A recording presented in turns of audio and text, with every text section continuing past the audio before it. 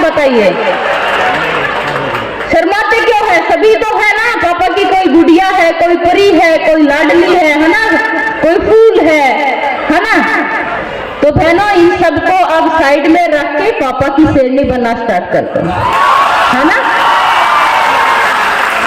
क्योंकि पापा की गुड़िया बोलते हैं और पापा भी गुड़िया बोलते हैं, तो लोग उसको वास्तव में ही गुड़िया समझने लग जाते हैं। ऊपर जाएंगे तो सब। और गुड़िया का मतलब क्या है? खिलौना। तो लोग आप लोगों के जीवन के साथ भी खेलने लग जाते हैं। तो इसलिए मैं कहती हूँ कि मम्मी पापा को भी बोलिए कि जब परी और गुड़िया बुलाए तो उनको बोलिए कि परी गुड़िया नहीं, पापा मुझे शेरनी बुलाओगे। क्या बुलाना है? कि मेरी शेरनी है।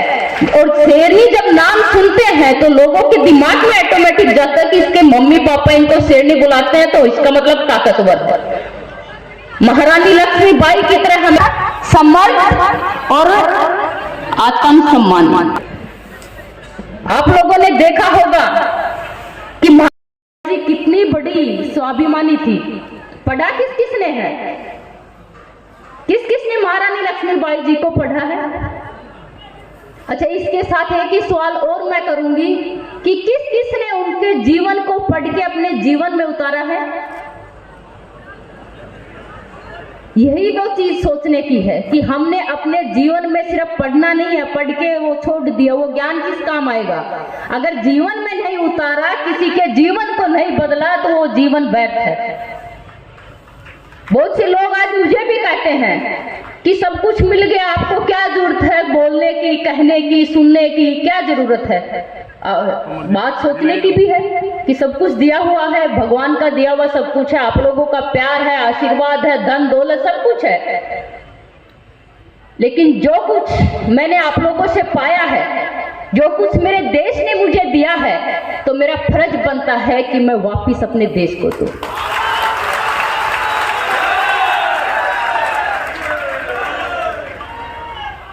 तो इसलिए मैं बहनों से कहना चाहूंगी कि बहनों, आप लोग जो कुछ भी करें, माता पिता के अभी जो संस्कारों की हम बात करते हैं, एक चीज बहुत कुछ आप लोग सुनते भी होंगे, हम भी सुन रहे हैं कि आजकल के बच्चों में संस्कार नहीं रहे।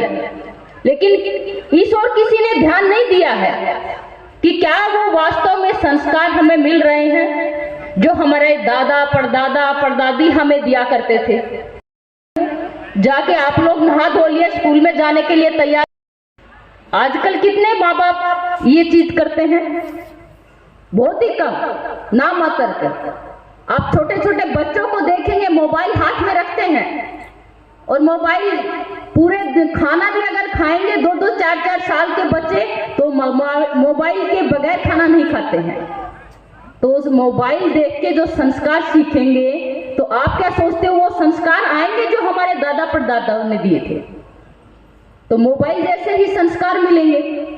तो इसलिए ये विचारने बहुत बड़ा विचार और चिंता का विषय है कि हम किस ओर बढ़ रहे हैं।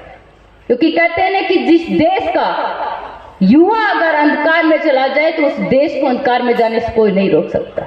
इसलिए मेरे देश का युवा जो है वो सशक्त, समर्थ और खोजवान होना चाहिए, और होता भी है अगर उसको सही दिशा दे दी जाए।